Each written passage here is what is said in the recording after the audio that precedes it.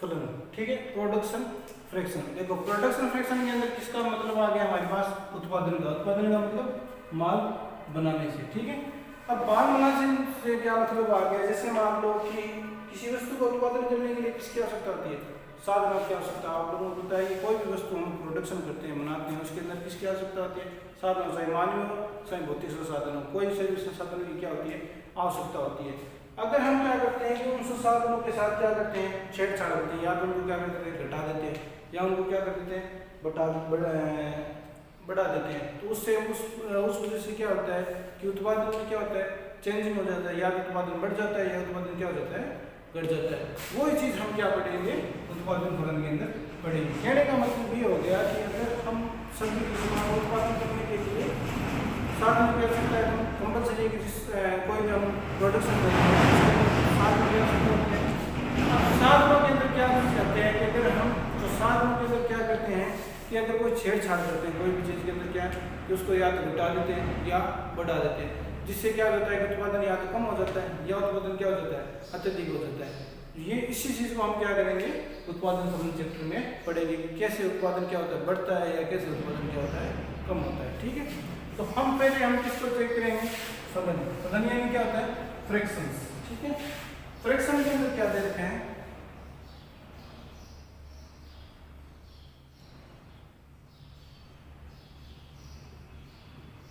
दो चरों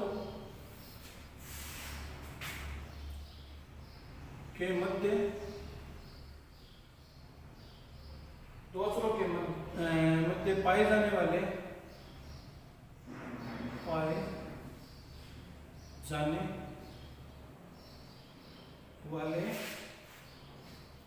मात्रात्मक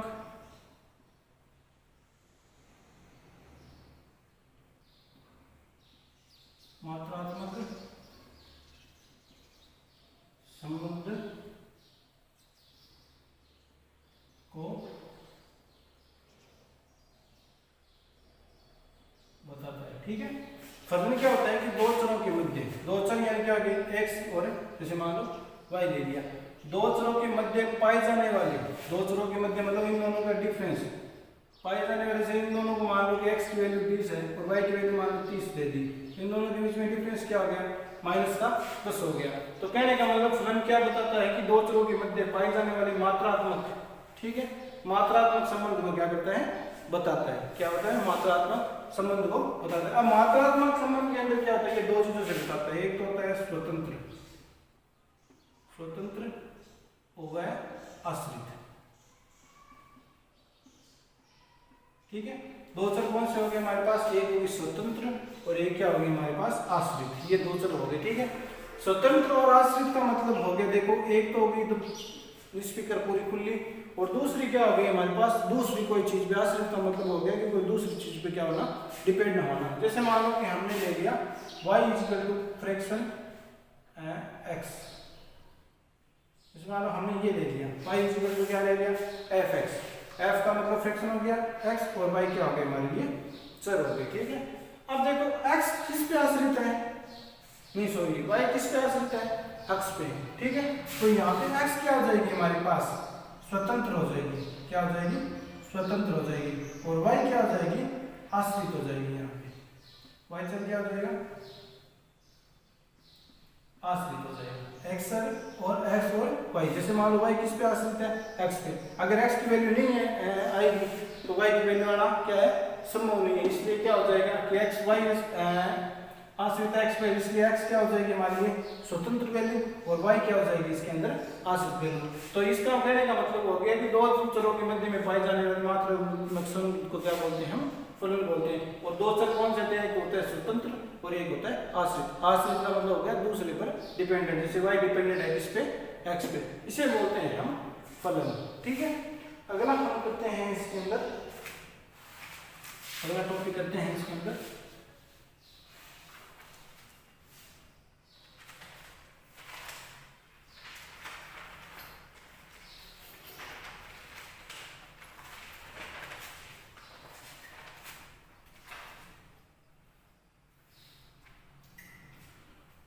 नेक्स्ट नंबर टॉपिक है हमारे पास इसका उत्पादन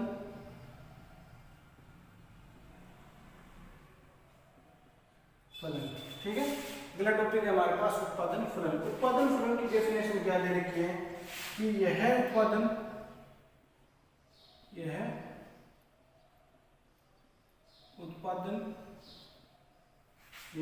के साधनों की मात्रा, उत्पादन के साधनों की मात्रा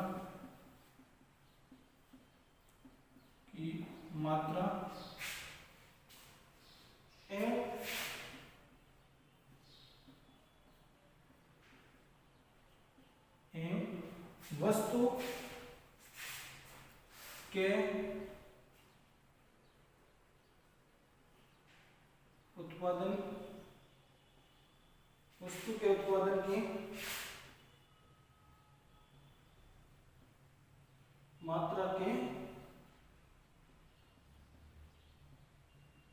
मध्य संबंध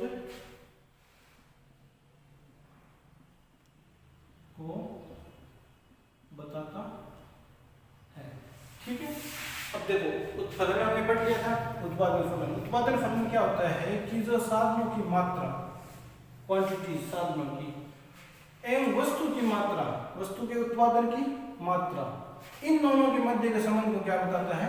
उत्पादन फलन बताता है। उत्पादन फलन का अब जैसे मान लो इससे ये हमारे क्या होगी कि साधनों की मात्रा, कितनी क्वांटिटी हम साधनों की क्या कर रहे हैं, यूज कर रहे हैं, साधनों की मात्रा, और उन साधनों से हमारे पास कितना क्या हो रहा है, प्रोडक्शन हो रहा है, उसके मध्य के संबंध को क्या बताता है? उत्पादन फलन बताता है। अब जैसे मान लो मध्य के संबंध में हम एग्जाम्पल के रूप में ले लेते हैं। जैसे मान लो Q इक्वल टू ये है, Q इक्वल टू F, ठीक है, Q इक्वल टू हो गया F बराबर L टी और L K और हो जाएगा हमारे पास O, ठीक है, Q equal to F L T L K और O। अब इन्हें कहते हैं उत्पादन की मात्रा किन पे डिपेंड होती है? उत्पादन की मात्रा किन पे डिपेंडेंट होती है? इन साधनों पे क्या होती है? डिपेंडेंट। उत्पादन की मात्रा किन पे डिपेंड होती है? इन साधनों पे क्या होती है? डिपेंडेंट होती है। अब इन साधनों को जैसे मान लो Q को क्या बोलते हैं? Q को हमारी डेफिनेशन में क्या बोलते हैं? उत्पादन की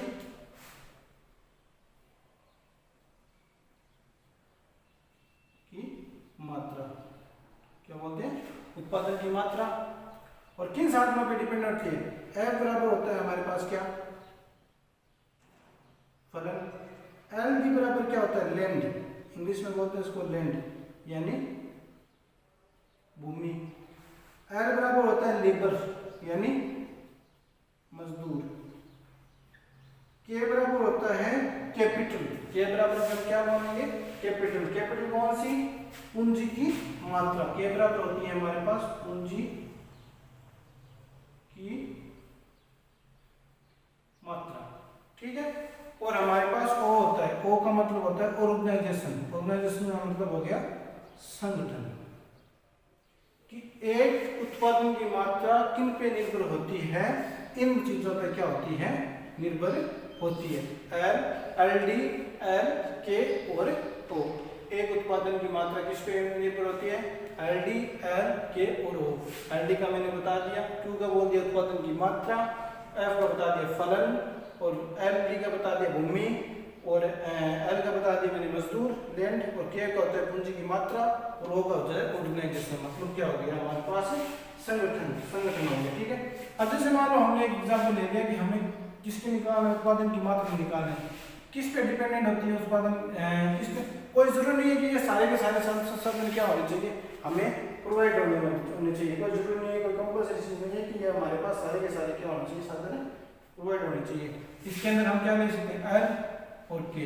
हम क्या ले सकते हैं? L यानी लेबर, और K यानी क्या ले सकते हैं? पूंजी की मात्रा। जैसे मान लो कि कोई भी वस्तु बनाने के लिए हमें 50 कोई वस्तु बनाते हैं, इकाई कितनी बनाते हैं? 50। उसके अंदर हमारे पास कितने चाहिए हमारे पास साधन की मात्रा की? जैसे मान लो कि लेबर हमारे पास इसके अंदर कितने चाहिए? 5 यूनिट क्या चाहिए? लेबर। और कैपिटल जैसे मान लो हमें इसके अंदर कितनी चाहिए? 10,000। कैपिटल की मात्रा हमें कितनी चाहिए इसके अंदर? 10 या फिर 10,000 समझ लो, ठीक है।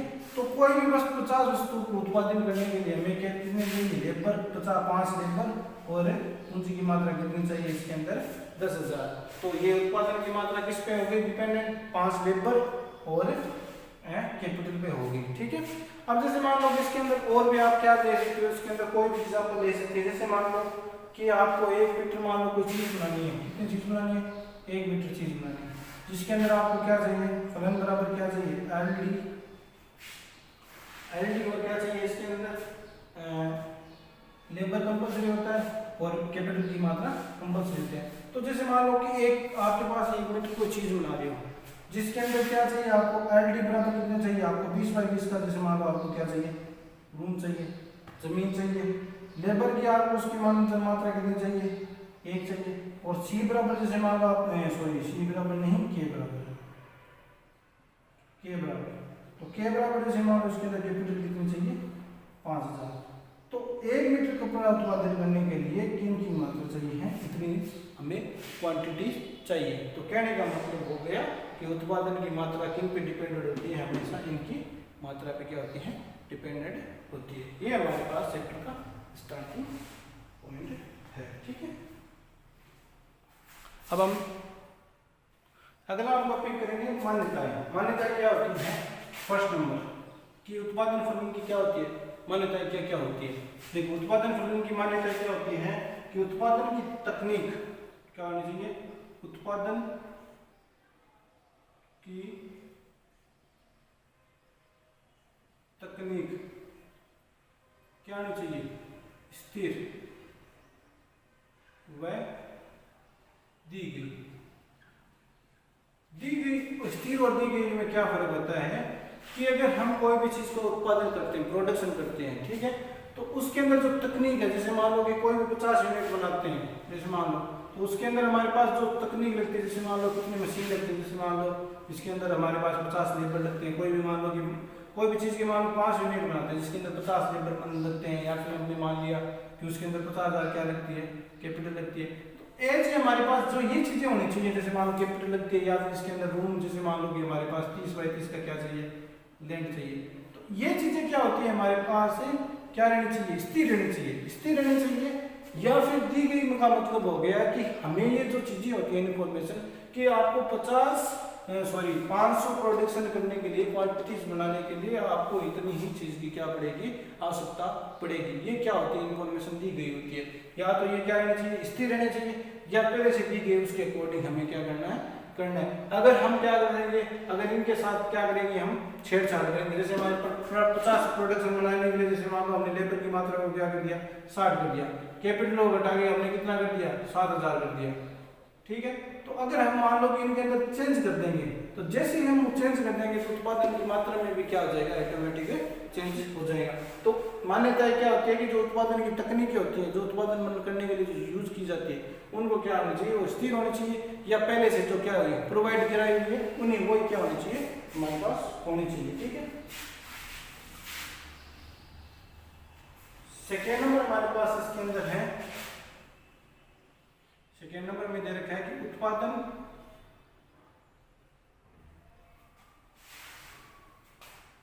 फलन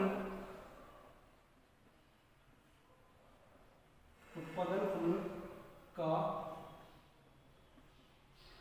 संबंध क्या होते हैं, निश्चित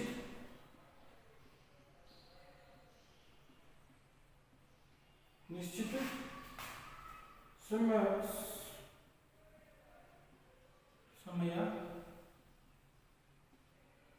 अवधि से।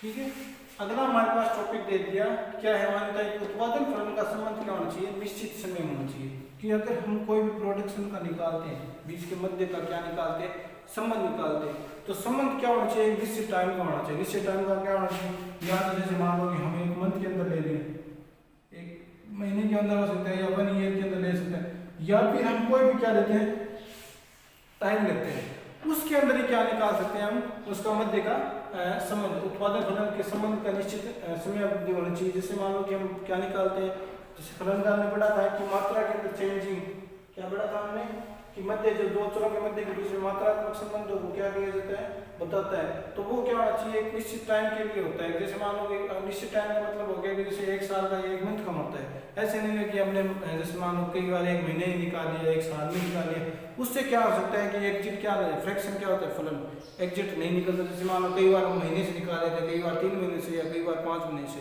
उस तरीके से हम क्या कर सकते हैं, उत्पादन फलन को नहीं निकाल। मान्यता है क्या इसकी कि उसको क्या होना, एग्जिट टाइम के अंदर क्या होना चाहिए, निकालना चाहिए, वो महीना हो सकता है या फिर साल हो सकता है। वो क्या होना चाहिए, निश्चित टाइम में, जिस टाइम पर हम निकालते हैं उनका मध्य का संबंध एक निश्चित टाइम पे क्या निकालता है।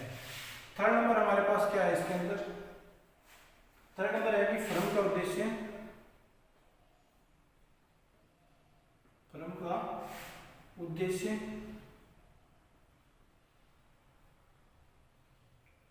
फर्म का उद्देश्य लाभ, ठीक है, लाभ और उत्पादन, उत्पादन अधिकतम,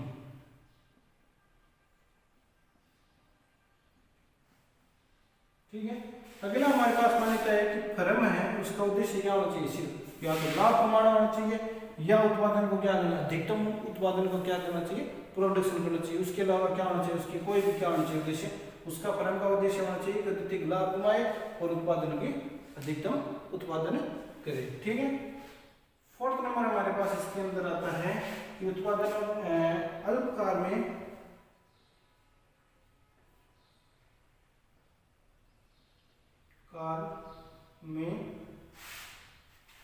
अल्पकाल में स्थिर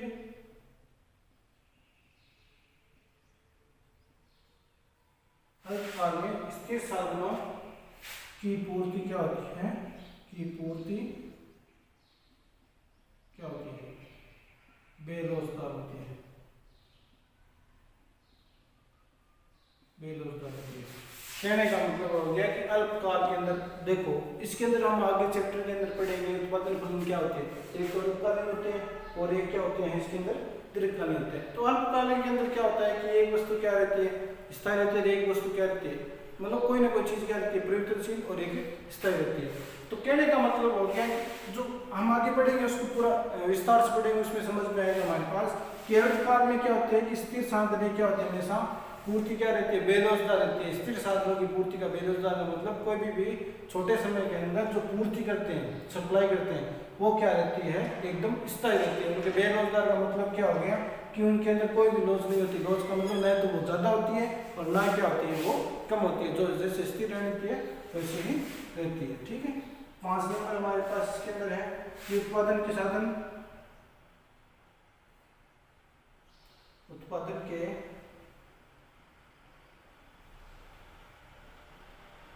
साधन क्या है जी, समरूप। देखो उत्पादन के साधन समरूप का मतलब हो गया कि जैसे मान लो कि कोई भी मान लो हम काम करते हैं व्यवसाय, जैसे मान लो हमने क्या ले लिया, लेबर का ले लिया, ठीक है। तो जैसे मान लो हमने लेबर ले लिया तो हम लेबर के बदले क्या रखते हैं, लेबर रख सकते हैं। जैसे मान लो कोई बार कोई ऐसे नहीं होता कि शिफ्टों के अंदर काम होता है, तो जैसे मान लो इसके अंदर क्या होता है, समरूप का मतलब क्या हो गया कि जैसे मान लो कि जो शिफ्टों के अंदर काम होता है, कई बार कोई लेबर क्या होता है, एब्सेंट हो जाता है। एक मान लो कोई कंडीशन है जिसके अंदर क्या होता है, लेबर क्या होता है, एब्सेंट हो जाता है। तो उस कंडीशन में क्या सकते हैं, लेबर के बदले क्या रख सकते हैं, हम लेबर ऑटोमेटिक रख सकते हैं। तो कहने का मतलब हो गया उत्पादन के साधन क्या हो सकते हैं, हमेशा समरूप होते हैं। मतलब एक उत्पादन का अगर मान लो प्रोवाइड नहीं हो, जैसे मान लो एक उत्पादन की जगह हम क्या ले सकते हैं, दूसरा भी क्या ले सकते हैं साधन। एक मान लो ए लेबर है, ये भी है, तो हम एक की जगह क्या ले सकते हैं, बी को भी ले सकते हैं। तो ये साधन क्या होते हैं, समरूप होते हैं, ठीक है। नंबर 6 नंबर में दे रखे हैं कि उत्पादन के साथ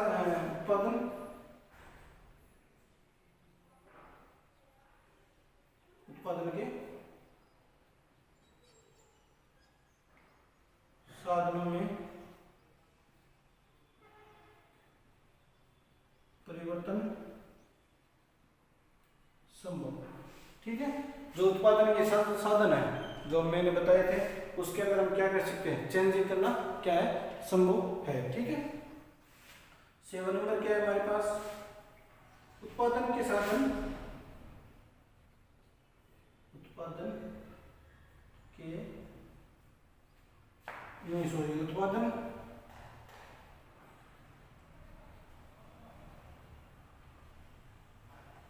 साधनों का एक सीमा उत्पादन के साधनों का एक सीमा तक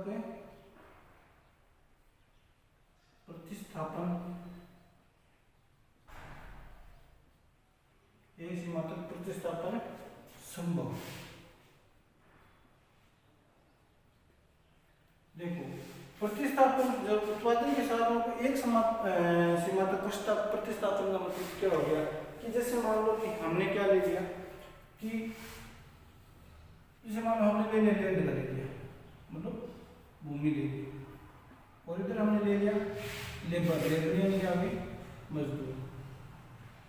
तो एक ही हम एग्जांपल के रूप में जैसे मान लो कि लैंड क्या रहती है स्थायी रहती है या तो 10 है तो 10 ही लेगी या 20 है तो 20 लेगी। लैंड तो भूमि क्या है चेंज नहीं हो सकती।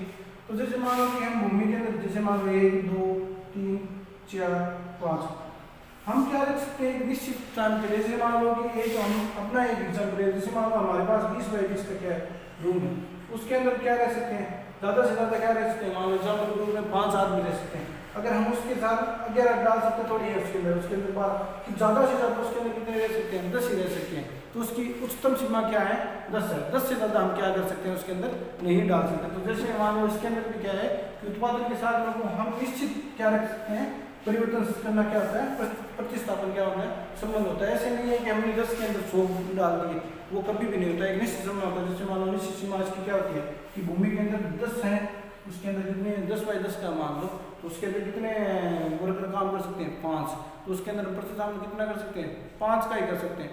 ऐसे नहीं कर सकते कि उसके अंदर कि 10 डाल दिए तो क्यों उसके अंदर आएंगे नहीं तो हम क्या कर सकते हैं उसके अंदर नहीं डाल सकते।